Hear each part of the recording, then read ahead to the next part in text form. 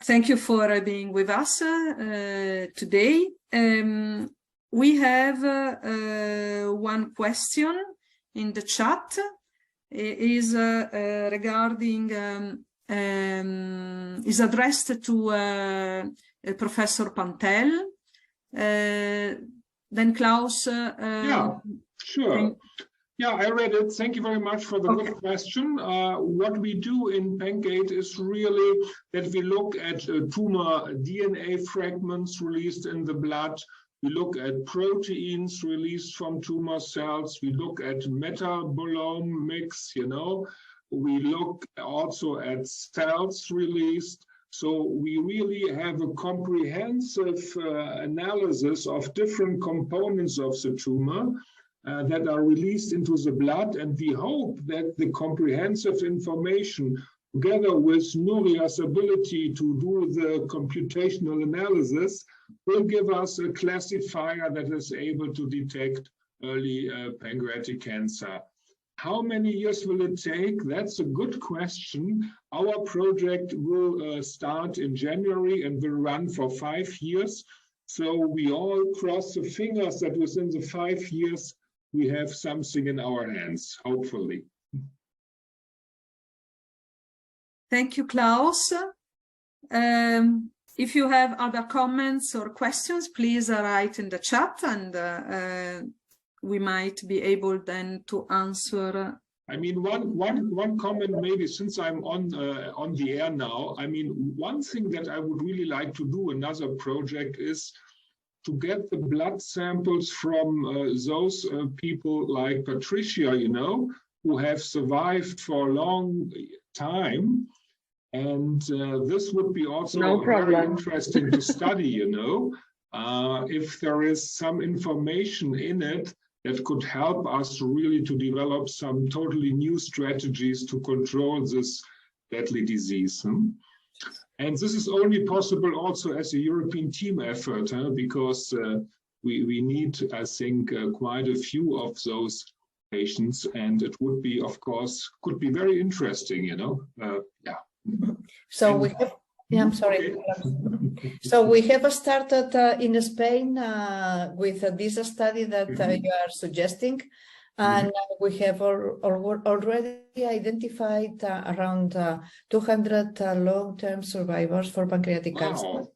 So happy to build an European project. Cool. We have to chat, Nuria. Good.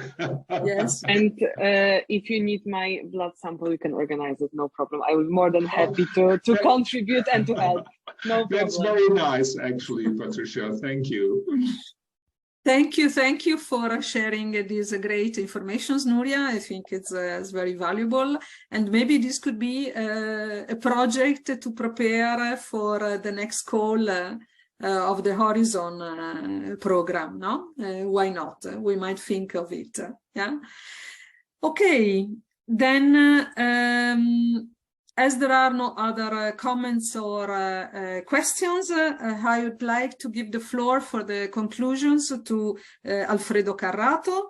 He's presently Emeritus Professor of Medical Oncology at Alcalá University and Director of the Research Group on Pancreatic Cancer at Ramón y Cajal Research Institute, as well as the Spanish Network for Cancer Research in Spain.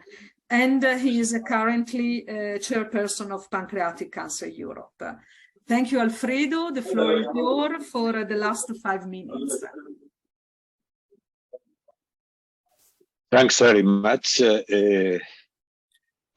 Luisa, and thank you, everybody. I assume that everybody agrees that pancreatic carcinoma is an unmet need, and that as the incidence is rising, nowadays more than 140,000 people are diagnosed every year, it will become the second cause of cancer death in the 2030s if we do not move forward.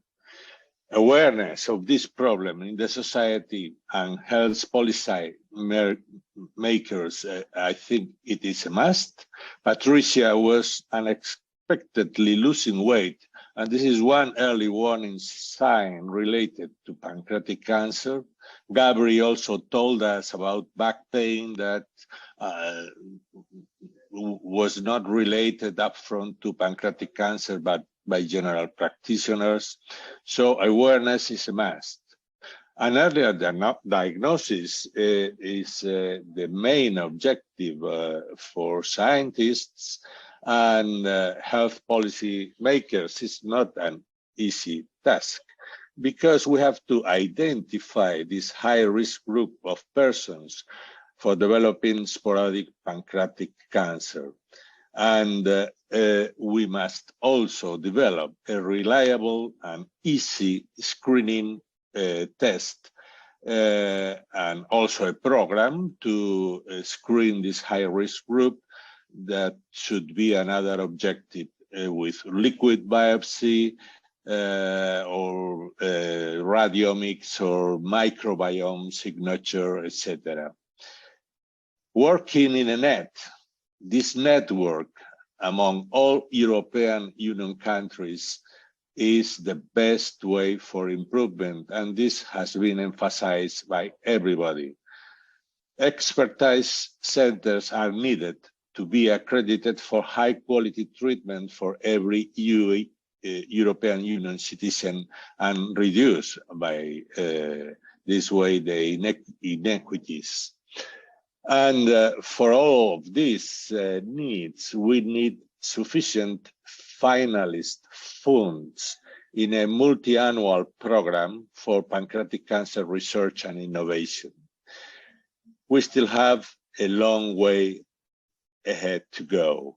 Altogether, romantic people fighting and trying to win this battle against a real enemy. I would like to end thanking to all the panel speakers for their brilliant interventions. I would like also to thank to the European Union parliamentarians and DG Santé for its kind support, to our PCE sponsors that made this European Union Parliament Symposium feasible, to all attendees for their questions and commitment, to the Pancreatic Cancer Europe Secretariat for their magnificent management and organization of the event, and finally to all our pancreatic cancer patients and their families for their unconditional collaboration in gaining ground against this deadly disease. Thank you very much to everybody.